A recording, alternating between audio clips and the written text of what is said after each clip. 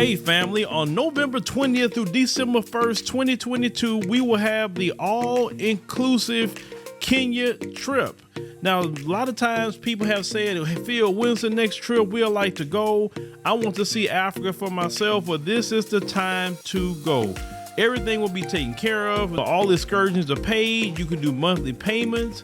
You know, they'll have safari and a 6-city tour. You will see Charlie Island, which is something that we did not see last time on the tour.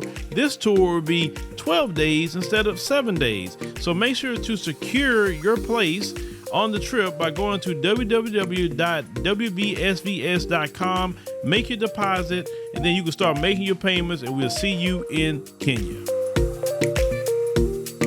Well, the latest African leader to speak his mind without being afraid of the consequence is a president of Uganda Museveni. This is what he said. We don't believe in being enemies of somebody's enemy. No, we want to make our own enemies, not fight other people's enemies. This is our doctrine.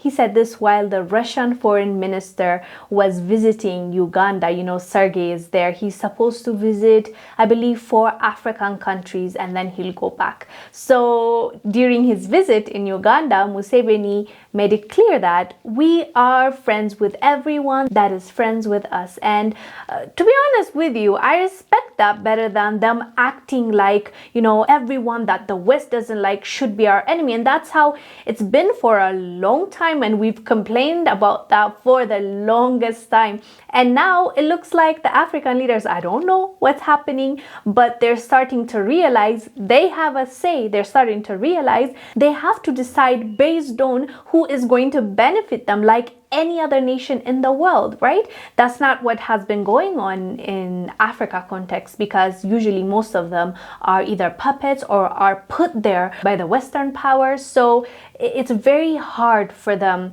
to go against what the master is saying, right? Because there's a lot of price to pay. You might be assassinated, there might be a coup in your country, you might mysteriously disappear. We've seen it all before. So they're very scared to do anything that goes against, especially the US. So now when Museveni is saying this, obviously, you know how it's going to be perceived by the West. It's going to be like, you're trying to make your position known that you are going to be neutral. And that's exactly what he's saying, but they don't like that. That's what sucks, really. African nations are not allowed to be neutral if they want to.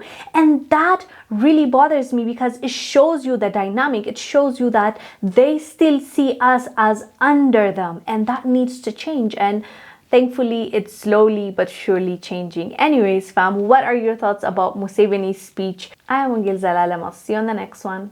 Bye. Living in America as a Black person, you recognize there is one set of laws for you and one set of laws for those, especially in the white community. In our book, Passive Aggressive Racism in the System of White Supremacy, I take you through times in my life when I first started noticing white supremacy. We teach you how to recognize it, identify it, and also counter it in our book. This book is a beginner's course for those that are just starting to wake up and open their eyes to see the system of white supremacy. As a Black American person, you must understand this system, because this system is life or death to you. How you handle it, how you deal with it, it can affect your mental health if you don't understand this system. Pick up our book, Passive Aggressive Racism and the System of White Supremacy, today on Amazon.